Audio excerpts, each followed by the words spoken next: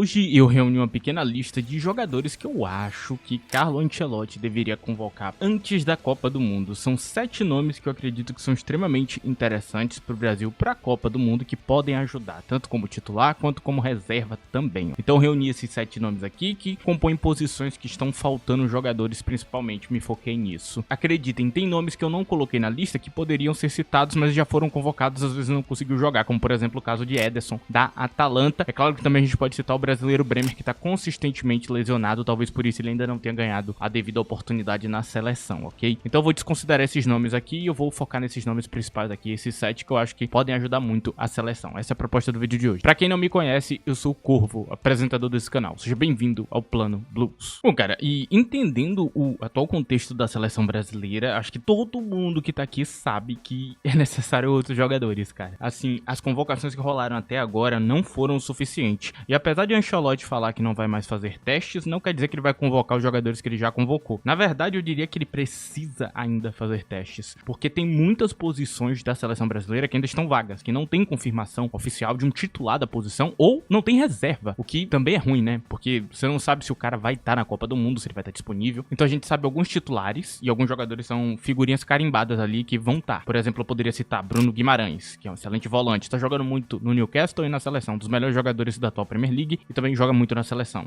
Tá confirmado. E aí a gente também tem Casemiro, que é essencial para o meio de campo funcionar, outro jogador confirmado. E tem alguns outros ali que a gente pode bater nessa tecla e dizer que tá confirmado. Temos também o brasileiro Stephen William, que tá indo muito bem no Chelsea, e com a troca de treinador, talvez ele ganhe uma minutagem muito alta mesmo daqui pra frente, e ele melhore bastante, porque o treinador atual que assumiu o Chelsea é muito bom treinando jovens, então pode ser que Estevão ali acelere muito o poder dele pra Copa do Mundo, possa ser o protagonista que a gente tá buscando na Copa. Então tem alguns jogadores que estão de fora do ciclo, tem uns que estão confirmados, mas são poucos, ainda faltam muitas posições. A gente não tem uma formação principal de fato ainda, tem ali mais ou menos um esboço do que você quer, que é um 4-4-2 com ataque móvel, né, que provavelmente é a formação mais utilizada, e tá mais ou menos nessa casa aí o que o Ancelotti tá buscando do time. Então você tem centroavantes para um ataque móvel, e quando vai para um 4-3-3 você também tem um ataque móvel, então você já sabe que tipo de jogador você quer. Você quer alguém que consiga jogar dentro de um ataque móvel. E tem algumas opções interessantes por aí para centroavante, mas ainda não tem ninguém confirmado. Muita gente fala de Igor Jesus, ganhou pouca oportunidade, jogou direito até, tá num bom momento da carreira, pode ser um nome a se considerar. Quem sabe Endrick, agora indo pro Lyon, deu a volta por cima, conseguiu jogar bastante e fazer parte desse ataque móvel. Ele pode ser um centroavante à direita do campo, um atacante à direita do campo, o que é que seja. Pode ser uma opção para essa parte do campo, quem sabe até ponta, não sei, né? Não sei que posição exatamente ele vai jogar, mas é um nome também a se cogitar. Então tem muitos nomes que estão de fora, que poderiam estar dentro, e não tem nada confirmado oficialmente. Temos apenas um pequeno esqueleto, ainda não está completo. Precisamos de alguns nomes ainda, então tenha isso em mente. O atual estado do Brasil, cara, é um time em oscilação. Se eu quisesse vir aqui falar, nossa, a Copa do Mundo tá no papo, a gente vai muito bem, eu estaria mentindo pra você. Eu estaria vindo aqui, gravar um vídeo, mentindo pra você, criando a realidade paralela que não existe e exagerando os resultados que a gente teve até aqui, cara. Até aqui, Ancelotti só teve 8 partidas, 4 vitórias, 2 empates, 2 derrotas. As derrotas que a gente teve foram de cunho individual dos jogadores, né? Era pra provavelmente a gente ter pelo menos 6 vitórias e 2 empates, talvez nenhuma derrota. Talvez, né, até mais. Se as coisas acontecessem como deveria, se os jogadores tivessem melhor momento. Então a gente tem um Vini Júnior que teoricamente era pra ser o protagonista da seleção, mas não consegue entregar. A gente também tem a posição de goleiro que não tá nada garantida, a gente não tem goleiro reserva, né? O titular a gente sabe, mas ainda assim não passa tanta confiança. Então o goleiro ainda é uma posição que a gente precisa de nomes, mas eu diria que o maior problema hoje é lateral e zaga. É onde você precisa de reservas, talvez precise de novos titulares. Eu acho que eu não aguentaria ver uma Copa do Mundo com Marquinhos de novo. Eu acho que já chega, né, dele como titular. Acho que tá claro até aqui que ele é um jogador que, apesar de ser muito interessante, apesar de ser capitão, não é feito pra isso, cara. Eu acho que pra seleção tem nomes melhores. A gente também precisa de laterais que tragam segurança. Nem titularidade ainda tem nas duas laterais, não dá pra saber que é o titular. Ainda há uma dúvida muito grande, uma grandiosa interrogação na cabeça de todo mundo. Então são posições carentes que precisam de nomes, cara. Nomes que podem ser adaptados da zaga pra lateral, nomes da lateral que podem ser adaptados pra outras posições de campo, quem sabe até troca de uma formação no futuro, mas nada está certo. Até por isso eu fiz essa lista aqui. Eu venho falando desses nomes lá no meu Twitter, tá na tela, @ddcorvo, segue por lá, ok? Sempre falo de futebol europeu lá, Premier League, e também falo de seleção brasileira quando tá acontecendo jogos ou as convocações. Então o feedback inicial, rápido, vai ser por lá, me segue lá. E alguns desses nomes eu já citei lá, eu acho que todos eles, inclusive dessa lista inteira, eu citei todos por lá, ok? Bom, e vamos abrir essa lista aqui com a posição que eu diria que é mais carente hoje na seleção brasileira, que é a posição de goleiro, cara. A posição de goleiro, ela é meio vaga, meio carente, porque porque você só tem Alisson, basicamente. Os outros que jogam como reserva parece estar a níveis gigantescos de distância. O outro goleiro que mais se aproximava dele, que era Ederson, hoje tá jogando na Turquia, que não é tão ruim, mas também não é um bom lugar pra ele, e também não tem um encaixe tão bom com esse treinador, então a qualidade com os pés dele pouco é utilizada. Você quer mais o cara que defende mesmo, bastante no futebol europeu, que é brasileiro. Tem alguns outros também, ok, que eu poderia citar, mas principalmente o goleiro atual do Vila Real, que ele tem 25 anos de idade, 1,92 m de altura, que é Luiz Júnior. Sim, ele mesmo, que é atual goleiro do Vila Real, conseguiu pegar a vaga ali, e realmente, cara, a vaga que ele acaba pegando tava bem fácil de conseguir, porque não tinha muita opção Vila Real. Eles acham no brasileiro aí, que se eu não me engano era da Liga Portugal anteriormente, e ele tá começando a jogar muito bem, inclusive ele é goleiro da Champions League, ok? Então ele tá jogando Champions já, tá no momento interessante da carreira, tá numa crescente, é um bom nome, é um nome super interessante. Pelo que eu vi, o destaque dele é com as mãos, né, do que eu vi dele ali. Então ele é um goleiro que agarra bastante, é um goleiro de segurança do time do Vila Real, e um goleiro que deveria ser cogitado também na seleção brasileira, cara. É um nome que, assim, eu consideraria bastante, porque realmente essa é uma posição que tá muito carente mesmo. Realmente você precisa de um cara ali pra poder trazer essa confiança, pra você ter 100% de certeza que você pode realmente contar com um goleiro ali dentro de campo, que não vai fazer nenhuma cagada gigante. Acho que é um nome a se considerar. Eu convocaria Luiz Júnior, atual goleiro do Vila Real. Lembrando, né, jogador brasileiro aí que é desconhecido, mas o momento é muito bom, estatísticas boas, um momento maravilhoso da carreira dele. Eu posso fazer uma menção honrosa aqui a vários goleiros que estão jogando hoje em atividade, mas eu vou citar dois. Eu vou citar Lucas Perry, que eu já falei um zilhão de vezes, é um claro goleiro de alto nível de seleção, não tem do que falar. Ele teve um início difícil ali no Leeds, estava voltando de lesão, mas hoje já dá pra ver que ele é um goleiro de segurança, muito bom, ele faz parte da fase boa do Leeds, é essencial em estar em campo, e é um goleiro de Premier League, não é brincadeira não, ele tá indo bem, não é nenhum milagreiro, mas parece ser o tipo de goleiro que você vai ter segurança em ter em campo, como o número 2, o número 3, que é o cara que você vai colocar e você sabe, pô, ele não vai estragar a partida. Pra mim já tá bom o suficiente, já que a gente já tem um número 1 meio que garantido, então achar esse número 2 já é importante pra caramba. Outro nome que poderia ser arriscado é o nome de Cauã Santos, atual goleiro do Eintracht Frankfurt, também brasileiro. Esse aqui é mais jovem, né, tem apenas 22 anos de idade. Esse aqui não tá num nível muito alto, esse aqui já teve um momento melhor na carreira, mas ele tem 1,96 m de altura, defende muito, fecha muito, mas ele é bem jovem ainda, então ele erra bastante ainda, mas é um nome interessante, cara, um nome assim que pode ser perfeito pra seleção, pra ser número 2, número 3 e completar ali, mas é um nome que eu cogitaria também. Bom goleiro, ok? Um goleiro assim que me traz uma certa segurança, pode ser goleiro titular de algum outro time também em algum momento, e quem sabe com a titularidade ele possa fazer muito mais. Lembrando que ele perdeu muito espaço porque chegou um goleiro titular que é muito bom, ok? Não é porque ele é um mau goleiro também, né? Por isso que ele virou reserva. Mas ele tava numa crescente legal na carreira, no passado. Agora, na sexta posição, a gente tem uma posição pra lateral, cara. Que a lateral também tá faltando, principalmente a lateral esquerda, que pra mim é uma grande interrogação. As pessoas falam do nome de Douglas Santos, que é super interessante, mas eu não tenho 100% de certeza se vai ser Douglas Santos. E tem o nome de Mauro Júnior, atual jogador do PSV, super interessante, inclusive. Ele tem boa experiência, ok? Ele tá com 26 anos de idade. Ele joga nas duas laterais, se você precisar. Ele é um absoluto destaque, principalmente na Champions League, mas ele mantém consistência na Eredivisie quanto na Champions League. É um lateral que parece ser muito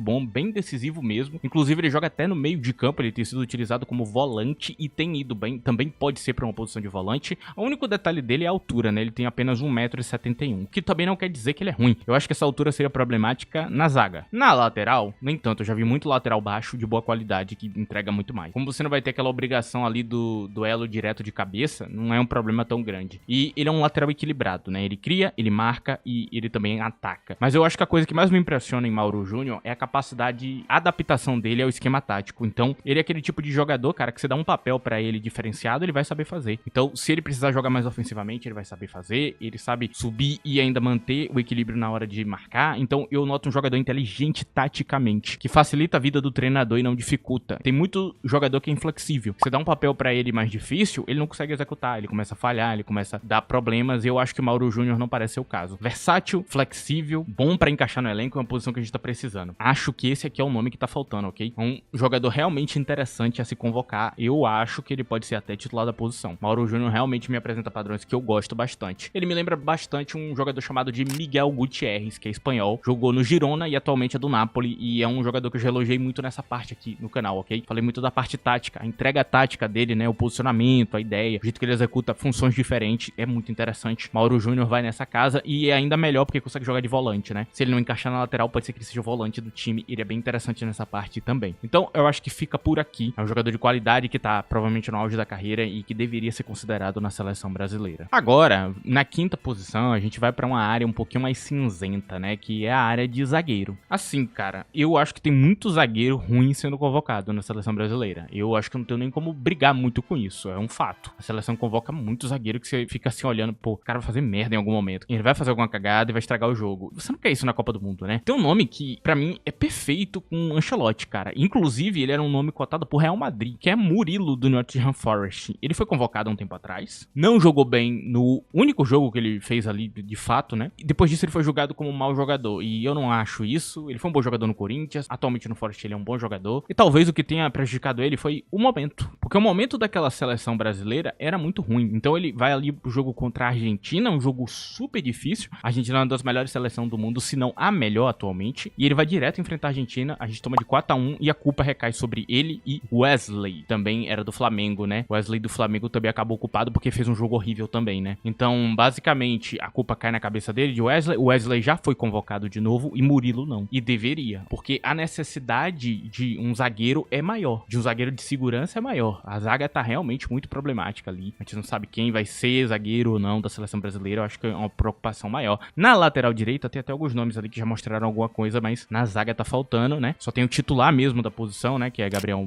Magalhães. De resto tá faltando um reserva. Ele pode ser esse reserva aí. Não tenho do que falar de Murilo, cara. Ele é um dos principais jogadores do Nottingham Forest. Muito procurado por toda a Premier League. Daqui a pouco vai estar em time maior. É difícil comprar do Forest porque o Forest não quer perder o jogador. Então vende o mais caro possível, dificulta as negociações. Diferente dos outros clubes que veem as coisas de outra maneira, veem que o dinheiro é importante, então acabam vendendo na alta. Não é o caso aqui e o Forest acredita 100% nele. Ele entrega excelentes partidas. Eu já vi Murilo jogando várias e várias vezes. Ele joga mal, às vezes, como ele fez no jogo contra a Argentina, mas não é um padrão. Eu diria que ele é muito mais jogos bons e jogos importantes do que jogos ruins e erros. Eu acho que ele erra bem pouco para quanto ele acerta. Então eu acho que ele não pode ser julgado por uma única partida onde ele não jogou nem 90 minutos. Esse cara não tem nem 90 minutos na seleção brasileira, cara. Ele precisa de uma outra oportunidade. E vendo o encaixe dele com o Ancelotti, ele é perfeito, cara. É o tipo de cara que traz habilidades extras que o Ancelotti adora. O cara que sabe sair na pressão, o cara que dribla, o cara que tem um passe legal, o cara que às vezes cria uma jogada imprevisível e faz um gol, que vai meter um chute de fora da área. Esse é o tipo de zagueiro que Ancelotti precisa. E talvez com a possibilidade de Éder Militão se tornar um lateral direito do time, abre muita vaga pra zaga, cara. E ele poderia encaixar. Então eu cito aqui Murilo, em defesa a ele como jogador, um excelente jogador, um cara dedicado, um cara que faz muito pelo time que ele tá, que quer a vaga dele e que deveria ganhar pelo menos uma única convocação ali. Eu acho que ele pode fazer muito na próxima convocação e poderia ser um jogador a ser testado aí, porque realmente pode ser o cara perfeito pra levar pra Copa do Mundo. Aqui nós temos na quarta posição agora um atacante. Assim, a posição de atacante tem muitas e muitas opções na seleção brasileira, são muitas, então é até difícil de falar. Só que firmadas mesmo ali que você tem confiança são poucas. Então ainda precisam testar jogadores, cara. Tem alguns jogadores que mostram muita habilidade em 1v1 e que acaba chamando muita atenção e a galera hypa muito esses jogadores. Eu particularmente não tô nessa turma. Eu acho que o jogador é muito mais do que só driblar e ganhar duelo. Acho que você tem que fazer muito mais em campo, né? E esses jogadores cometem erros e às vezes não são cobrados. E eu acho que esse tipo de jogador que eu vou citar aqui é um pouco mais interessante. Em quarto lugar eu falo de Savinho, atual jogador do Manchester City, que também é buscado por muitos clubes de Premier League. Poderia ser titular absoluto de muitos clubes. Joga muito, é um jogador realmente de altíssimo nível. É um cara pra ponta direita e ponta esquerda, um verdadeiro trabalhador em campo que também cria muito. É perigoso em duelo também, é extremamente perigoso inclusive. Eu acho que é engraçado como a galera coloca ele lá pra baixo, sendo que ele é um monstro nessa parte. Ele realmente produz muito, ele só não teve oportunidades. Savinho não ganhou oportunidades ainda. O último jogo dele foi com Dorival pela Argentina, também o 4-1, que mascarou também o desempenho dele em campo. Ele veio do banco e foi muito mal visto, só que não faz nenhum sentido, cara, ele mal jogou, ok? Então não tem nem como julgar. E assim, no City ele tava muito bem, ele começou muito bem, ele virou titular muito rápido, se adaptou muito rápido. Tem gente que fala,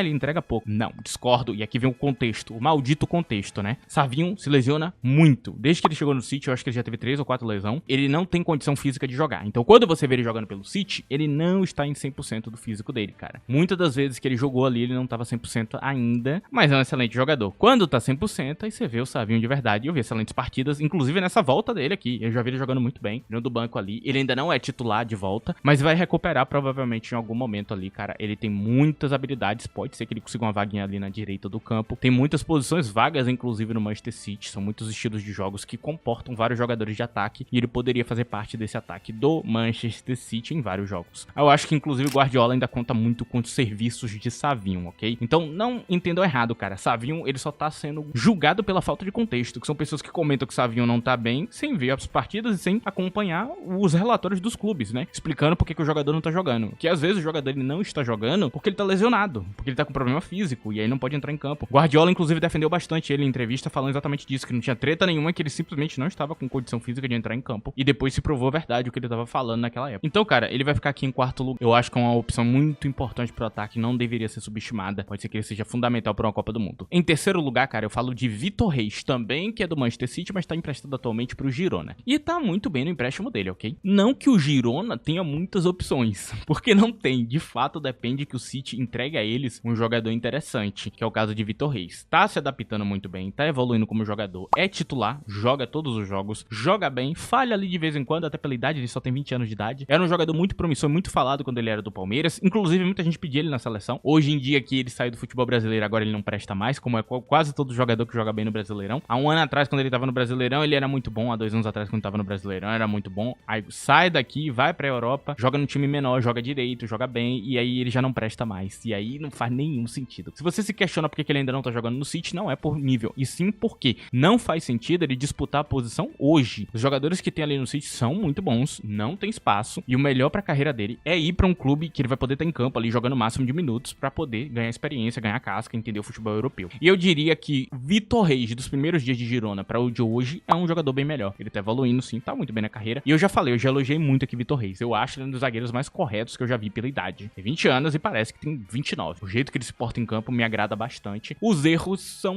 de uma linha que não é daquele jogador jovem que tá errando em coisa básica, que tá tentando demais, nem nada do tipo. Os erros são mais, às vezes, talvez um pouco de desatenção, as coisas assim, que é comum até em jogador mais velho. Vocês veem aí Ronald Araújo do Barcelona, que é um jogador que foi muito hypado no passado, errando bastante. Ele jogou grande, e não tem nada a ver com a idade dele. Ele tem idade suficiente pra não fazer mais aquilo, só que ele acaba errando também, ó. Então o Vitor Reis tá nessa casa. Excelentes estatísticas, produz muito bem, vai jogar ali provavelmente no futuro no Manchester City, talvez não com o Guardiola, porque o Guardiola provavelmente deve sair daqui 1 ou 2 anos e deve ter um sucessor, e o sucessor deve fazer um bom trabalho aí com o Vitor Reis, provavelmente. É um zagueiro aí extra pronto ali pra poder entrar no City. Provavelmente John Stones, que é um excelente zagueiro do City, deve sair muito em breve. Com a saída de Stones, abre uma vaga direta pra zagueiro central, é a vaga onde Vitor Reis vai jogar. Provavelmente ele deve ser reserva do zagueiro central do time, e com o passar do tempo tentar pegar a titularidade pra ele com o passar dos anos. Lembrando que ele tá no tipo de Big Six gigantesco, é difícil ganhar uma vaga. Venho aqui defender ele porque eu sei que tem uma galera que faz o favor de te desinformar e falar coisas que não fazem sentido, assim como o Savinho, que tiram o contexto das lesões e ficam falando, pô, o Savinho não tá em campo. O cara tá lá no relatório dele que ele tá lesionado. É o caso aqui também. Vitor Reis, as pessoas não estão vendo o Girona, vão falar que ele é muito ruim e não é o caso. Inclusive, eu diria que ele é um dos melhores jogadores do Girona hoje, não que seja difícil. O elenco do Girona hoje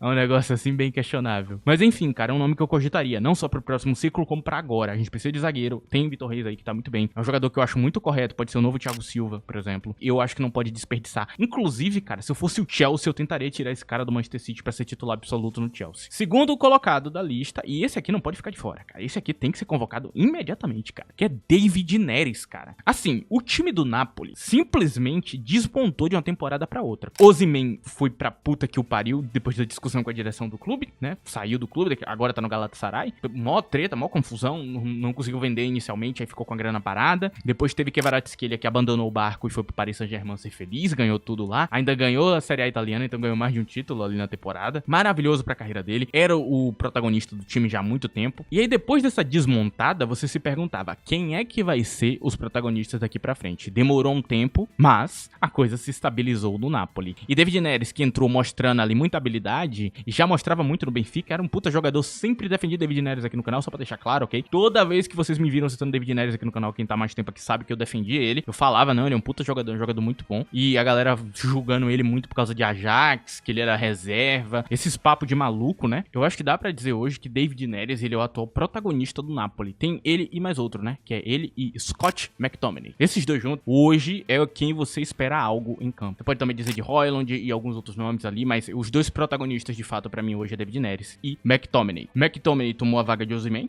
e é o cara que você busca na área de cabeça. Engraçado, né? Porque ele não é 9. Também a gente tem ali David Neres tomando a vaga de Kvaratskhelia. Ele não joga do mesmo lado, mas ele é quem você busca em campo para criar o jogo, como era com Kvaratskhelia. É disso que eu tô falando. E cara, não tem do que falar. O cara tá sendo protagonista ali, absoluto, jogando muito. Não tem porque não convocar. A gente precisando de opções, eu acho que ele é uma a se contar. Lembrando que esse cara joga de 9, joga de 10, joga na ponta direita, ponta esquerda, ele pode jogar multiposição. Super interessante, joga bem em quase todas elas. É um cara multiposição, driblador, cria lance, pode ser um cara perfeito. E a finalização dele, que talvez fosse uma coisa um pouco mais inconsistente durante a carreira, tá melhorando, tá com sinais de que ele vai ser um bom finalizador daqui pra frente. A sensação que ele pode fazer um golaço de fora da área, a sensação que ele pode ser acionado perto do gol, ele vai saber se movimentar bem, chegar em velocidade e finalizar uma bola de primeira, essa é a sensação que ele passa hoje. Pode ser um goleador da seleção brasileira, o goleador que tá faltando. Quem sabe o cara da esquerda não seja David Neres, né? Talvez ele seja o cara pra essa posição. Por isso eu coloquei ele aqui em segundo lugar. É um cara que joga nas duas pontas, que é perigoso, que tá no excelente momento da carreira, tá voando. Copa do Mundo é feito de momento, e o momento atual a gente aponta pra David Neres como um possível protagonista. Convoque o cara, por favor, mano. A gente já sabe que tem uma galera ali que dá pra confiar, e ele pode ser um deles, cara. Pode fazer mais do que quem tá lá hoje, acredito eu, cara. Tô gostando muito de ver David Neres e super adaptado. Compre papel tático e tá fazendo o papel dele direitinho ali em campo, e eu não tenho o que falar. E agora eu vou falar do primeiro lugar, mas antes disso vou pedir pra você que não esqueça de deixar o like nesse vídeo. Se possível também utilize a opção de hype, tem na aba de comentários no smartphone. É uma opção muito boa, que ajuda bastante o canal. Se você usar essas duas opções já ajuda muito. E também agora nós temos o Seja Membro Ativo. Tem o Seja Membro aí embaixo ativo, com um valor irrisório, um valor simbólico. Você ajuda bastante esse canal aqui a continuar. É outra forma que você tem aqui. Se você quiser fazer parte deste canal, agora tem como, né? Você pode deixar o seu membro aí.